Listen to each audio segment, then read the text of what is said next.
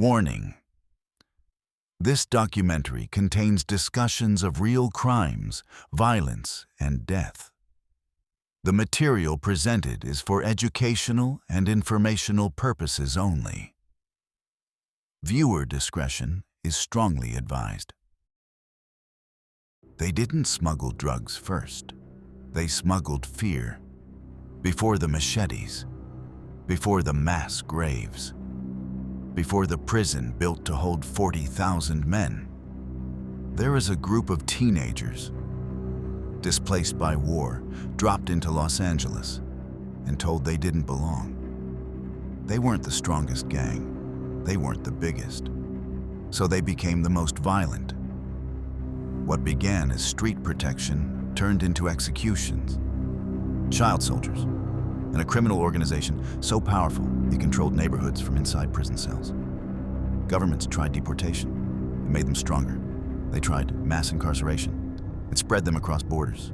And when El Salvador finally decided to end it, they built a prison so extreme it shocked the world.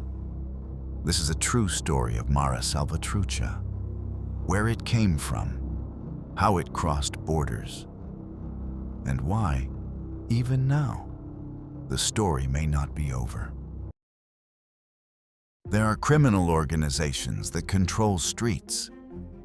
There are criminal organizations that control neighborhoods.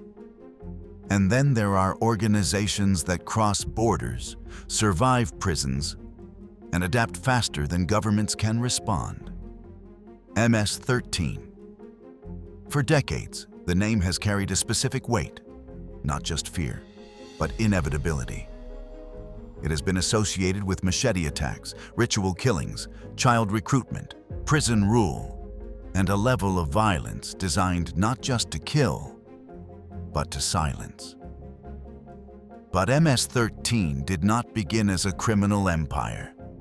It did not begin as a cartel. It did not begin with ideology. It began with war. In the late 1970s, El Salvador descended into civil war. Government forces clashed with left-wing guerrillas. Death squads operated openly. Entire villages vanished. Civilians were not collateral damage. They were targets. Children grew up surrounded by executions, disappearances, and fear so constant it became normal. By the time the war ended, more than 75,000 people were dead. Over 1 million were displaced. Families fled north. Some walked across multiple countries. Some paid smugglers. Some never made it. Those who survived carried trauma with them into a foreign country that was not prepared to receive them. Los Angeles in the 1980s was already violent. Crips and Bloods dominated South Central. Mexican-American gangs controlled entire neighborhoods.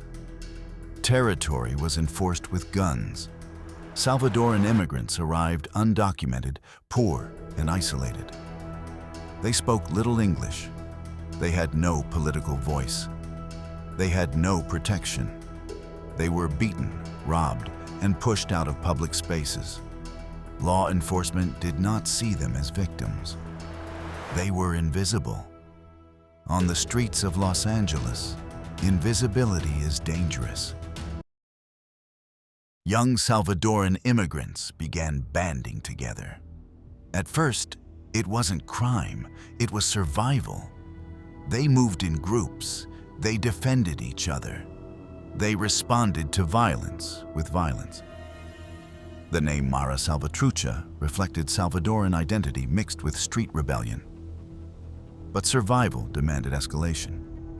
To stay alive, they needed a reputation. And reputation required fear. Machetes replaced knives. Group assaults replaced fistfights. Public brutality replaced private retaliation. Fear worked.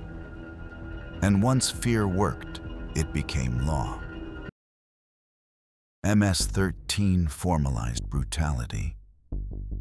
Initiation beatings became ritual, often lasting 13 seconds. But initiation was only the beginning.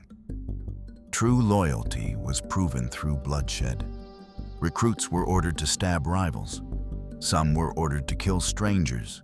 Others were ordered to kill former friends. Refusal meant death. MS-13 enforced discipline internally as ruthlessly as it attacked enemies. Fear replaced trust. Obedience replaced loyalty. The defining rivalry of MS-13 was with Barrio 18. Both gangs recruited from the same neighborhoods. Both claimed the same territory. Both believed coexistence meant extinction. The rivalry escalated into a blood feud. Drive-by shootings, public stabbings, bodies left as warnings. Los Angeles became a training ground for something much larger. In the 1990s, the United States increased deportations of non-citizen criminals. Thousands of MS-13 members were arrested and removed. The strategy was simple: export the problem. The result was catastrophic. Deported members returned to Central America with American gang structure, discipline, and brutality. Countries still recovering from war were overwhelmed. Prisons filled instantly, but incarceration did not break MS-13. It unified it. Central American prisons were overcrowded and undersecured. Gang members were housed together. Leadership structures formed. Rules were standardized. Chains of command solidified. Prisons became headquarters. Orders were issued from cells. Killings were carried out on the streets. MS-13 no longer needed freedom to operate. MS-13 shifted from drugs to extortion. Bus drivers paid to operate. Shop owners paid to stay open. Families paid to keep their children alive. Entire neighborhoods were taxed. Refusal meant death. In some areas, MS-13 replaced the state. Children were recruited aggressively. Boys as young as 10 were indoctrinated. Girls were exploited and controlled. Children were easier to threaten, easier to mold, easier to sacrifice. Leaving was not allowed. There was no exit. MS-13 exploited the US-Mexico border. Members crossed north to expand territory. Others crossed to escape rivals. Some were sent deliberately. Arrest, deportation, return. The border strengthened MS-13 instead of stopping it. Governments attempted negotiations. Temporary truces reduced violence briefly, but truces legitimized gangs. When talks collapsed, violence returned worse than before. Public trust disappeared. By the 2010s, El Salvador faced collapse. Homicide rates were among the highest in the world. Fear dominated daily life. The public demanded action. States of emergency were declared. Tens of thousands were detained. Entire neighborhoods were swept. Due process was suspended. The goal was overwhelming force.